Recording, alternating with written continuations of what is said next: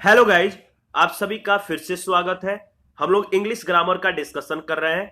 इससे पहले वाले लेक्चर जितने भी हैं बहुत ज़्यादा इंपॉर्टेंट है।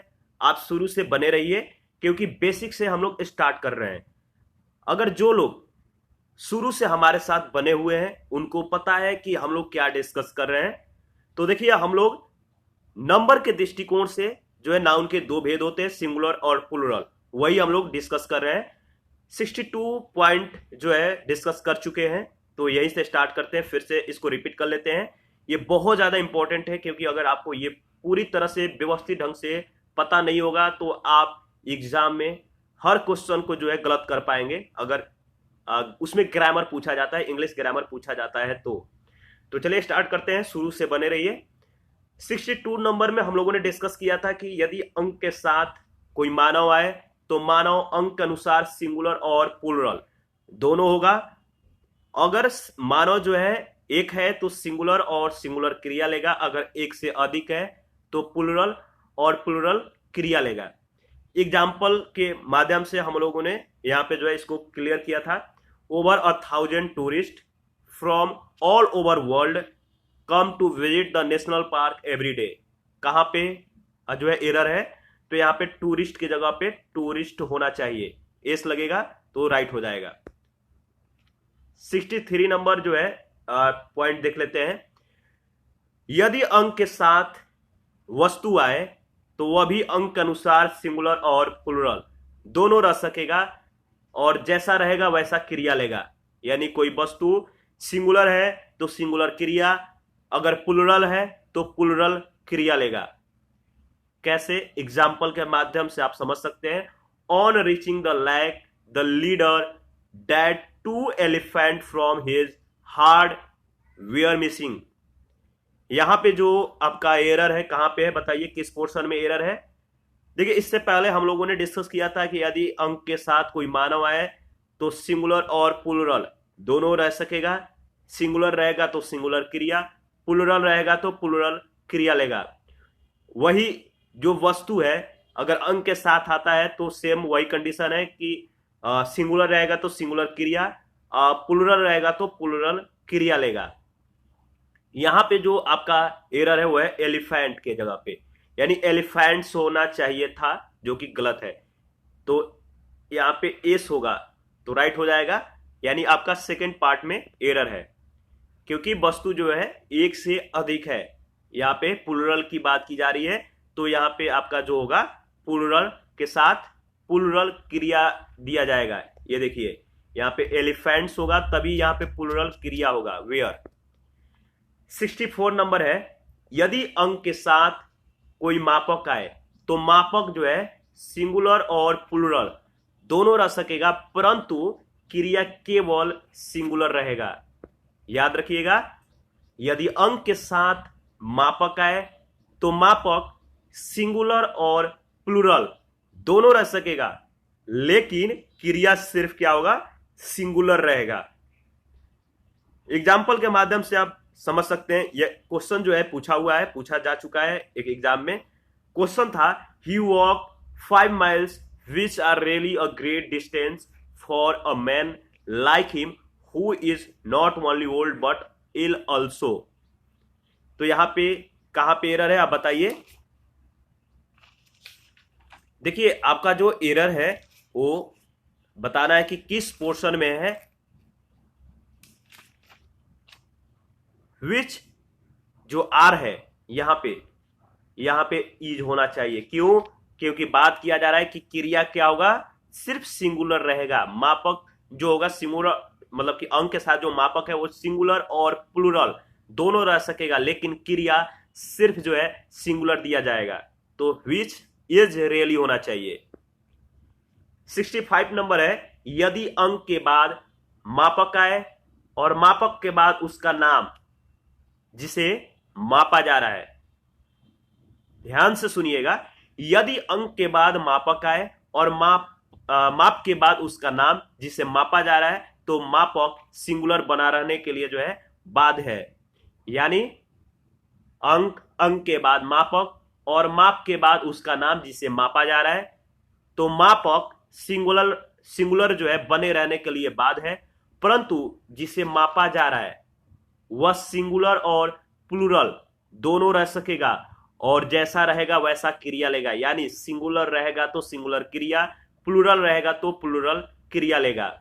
एग्जाम्पल के माध्यम से आप जो है यहाँ पे पूरी तरह से समझ पाएंगे कि इस पॉइंट को किस तरह से डील किया जा रहा है।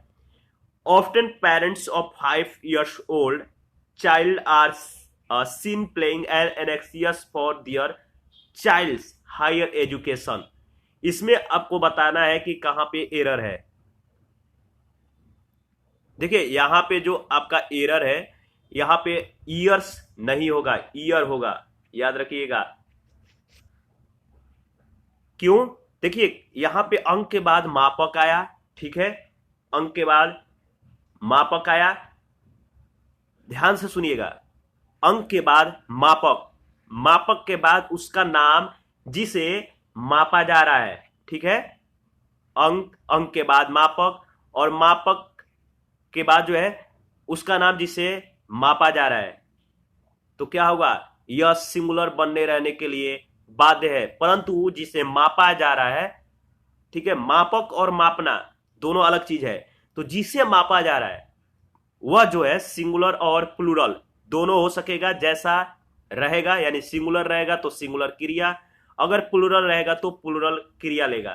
तो वही जो है यहाँ पे जो एग्जाम्पल है इसके माध्यम से इस पॉइंट को जो है क्लियर कर रहे हैं। यहाँ पे ईयर है, सॉरी मतलब ईयर्स है, और सही होगा ईयर। आप समझ गए होंगे। अगर आपको फिर भी कंफ्यूजन हो तो आप मुझे कमेंट करके बता सकते हैं, फिर से इसको डील कर लिया जाएगा दूसरे एग्जाम्पल के माध्यम से। 66 नंबर है, यदि अंक के बाद पुनः अंक आए, यानी 2 बार अंक आए, उसके बाद मापक और उसके बाद उसका नाम जिसे मापा जा रहा है, तो मापक सिंगुलर बने रहने मतलब बना रहेगा, और जिसे मापा जा रहा है वह पहले वाले अंक के अनुसार क्रिया का निर्णय करेगा। यानी जो पहला अंक है, 2 अंक में से जो पहला अंक है वही जो है क्रिया का निर्णय करेगा।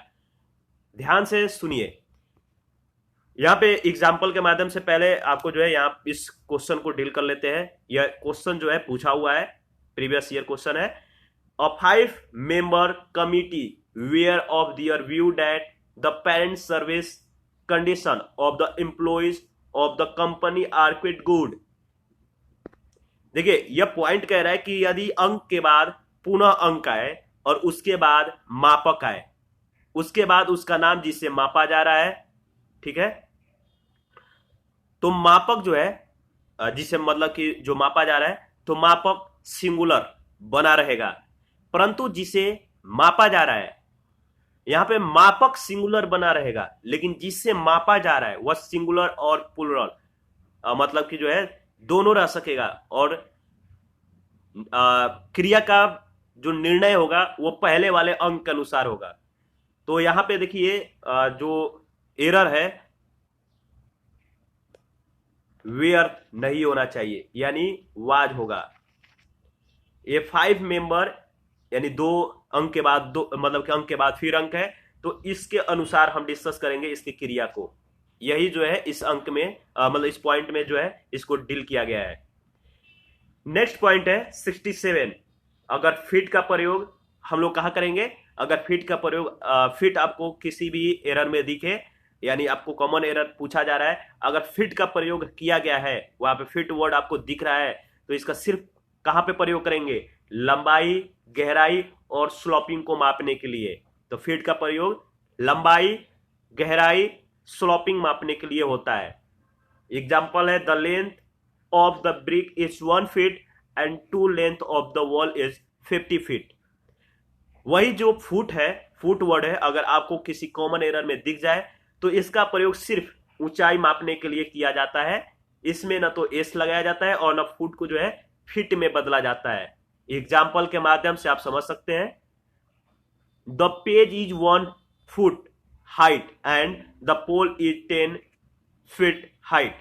तो याद रखिएगा, फुट का प्रयोग ऊंचाई मापने के लिए होता है और वह सदा फुट रहता है, न कि फीट, न कि फुट्स में चेंज होगा। तो फुट का प्रयोग ऊंचाई मापने के लिए, फीट का प्रयोग क्या क्या मापने के लिए, ऊंचाई सॉरी गहराई, लंबाई और स्लोपिंग मापने के लिए फीट का प्रयोग करते हैं। तो नंबर के दृष्टिकोण से नाउन के जो दो भेद थे, सिंगुलर और प्लूरल, इसके बारे में हम लोगों ने पूरी व्यवस्थित ढंग से डिस्कस किया है, 68 पॉइंट तक डिस्कस किया है। इसके बाद देखिए एक और टॉपिक है हॉट टिप्स नाउन। ये बहुत ज्यादा इंपॉर्टेंट है, आपको रट्टा मार जाना है कि जो ये टिप्स है आपको कहीं नहीं मिलेगा, क्योंकि बहुत ज्यादा क्वेश्चन इसी से आते हैं।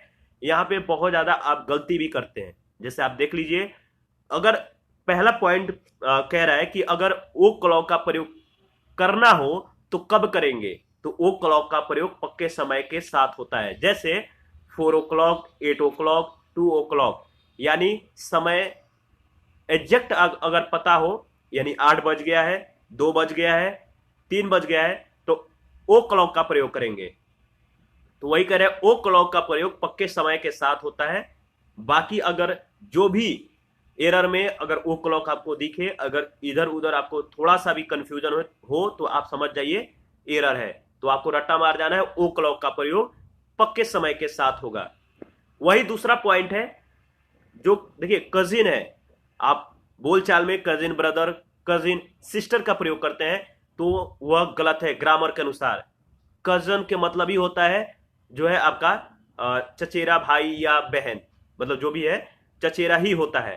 तो न कि उसके साथ कजन के साथ जो है ब्रदर का प्रयोग किया जाएगा, न कि सिस्टर, सिर्फ कजन का प्रयोग किया जाता है। जैसे एग्जाम्पल में पूछा गया था, यह क्वेश्चन ऑलरेडी पूछा जा चुका है, I went to the temple with my parents, my aunt and my cousin sister. यहां पे कजन सिस्टर नहीं होगा, सिर्फ कजिन होगा, याद रखिएगा। कजिन के साथ जो है ब्रदर और सिस्टर का प्रयोग कभी नहीं करेंगे। थर्ड नंबर है माइजर, कौवाड़ और फुल अपने साथ नाउन नहीं लेते हैं, फिर भी अपने पहले आर्टिकल का प्रयोग करते हैं। एग्जाम्पल आप देख सकते हैं, Tom called me a full. ठीक है, माइजर, कौवाड़, फुल अपने साथ नाउन नहीं लेते हैं, फिर भी अपने पहले आर्टिकल का प्रयोग करते हैं। 4 नंबर पॉइंट है, सूट का प्रयोग केवल मर्दों के पोशाक के लिए होता है। सूट का प्रयोग केवल मर्दों के पोशाक के लिए होता है। Example, his suit is new, उसका सूट नया है। इसका प्रयोग सिर्फ जेंट्स के पोशाक के रूप में करेंगे, यानी मेन के पोशाक के रूप में प्रयोग करेंगे। सूट लेडीज के मतलब कि कह सकते हैं कि सूट जो है लेडीज के पोशाक के रूप में प्रयोग नहीं होगा। आगे आपको मिल जाएगा, लेडीज यानी स्त्रियों के पोशाक के लिए जो है ड्रेस का प्रयोग किया जाता है। तो सूट मर्दों के पोशाक के लिए और ड्रेस का प्रयोग कहां पे करेंगे, स्त्रियों के पोशाक के लिए, जैसे हर ड्रेस इज न्यू। 6 नंबर है यूनिफॉर्म। यूनिफॉर्म मतलब होता है एक जैसा, यह कहीं भी प्रयुक्त हो सकता है। वी हैव यूनिफॉर्म प्रॉब्लम, तो याद रखिएगा। नेक्स्ट है गुड मॉर्निंग। गुड मॉर्निंग का प्रयोग दिन में कभी भी कर सकते हैं, ध्यान से सुनिएगा। गुड मॉर्निंग का प्रयोग दिन में कभी भी कर सकते हैं यदि पहली मुलाकात हो। अगर आप किसी से पहली बार दिन में मतलब कह सकते हैं कि दिन में एक बार आपने मिला उससे, वो भी पहला मुलाकात थी आपका मतलब उससे, तो आप गुड मॉर्निंग बोल सकते हैं, या शाम हो या कुछ भी हो या दोपहर हो, आप पहली मुलाकात में उसे गुड मॉर्निंग का प्रयोग कर सकते हैं। जैसे good morning, how do you do, good morning, I am fine but the day is very hot. तो इस तरह से आप एग्जाम्पल के माध्यम से समझ सकते हैं। तो गुड मॉर्निंग का प्रयोग हम दिन में कभी भी कर सकते हैं, लेकिन वह मुलाकात पहली होनी चाहिए उस व्यक्ति से, तभी हम गुड मॉर्निंग का प्रयोग करेंगे। गुड इवनिंग, इसका प्रयोग रात में कभी भी कर सकते हैं यदि पहली मुलाकात हो। गुड इवनिंग का प्रयोग रात में कभी भी आप कर सकते हैं यदि आप उस व्यक्ति से पहली बार मिल रहे हो, यानी दिन भर में आपने उससे मतलब कि 1 से 2 बार भी नहीं मिला, मतलब पहली मुलाकात अगर जिस व्यक्ति के साथ आपको हो, तो आप वहां पे जो है, अगर शाम का समय है तो वहां पे गुड इवनिंग कर सकते हैं, यानी शाम के यानी रात में कभी भी आप कर सकते हैं गुड इवनिंग का प्रयोग, लेकिन उसकी मुलाकात आपसे पहली मुलाकात हो। जैसे good evening, how do you do, good evening, I am fine but the night is very dark. इस तरह से आपका प्रयोग यहां पे किया गया है।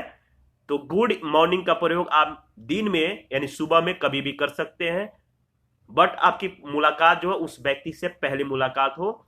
और गुड इवनिंग का प्रयोग आप रात में कभी भी कर सकते हैं यदि पहली मुलाकात आपकी हो तो। इसके बाद देखिए नेक्स्ट हमारा जो पॉइंट है यहीं पे समाप्त होता है। इसके बाद हम लोग डिस्कस करेंगे नेक्स्ट पॉइंट में, क्योंकि इसके बाद जो है हमने नोट्स नहीं बनाया है। तो अभी के लिए इतना ही, आगे मिलते हैं नेक्स्ट पॉइंट में। Thank you. आप अपनी प्रतिक्रिया जरूर दीजिए। अगर कोई भी डाउट हो तो आप मुझे कमेंट भी कर सकते हैं, आप हमें फॉलो भी कर सकते हैं। Thank you.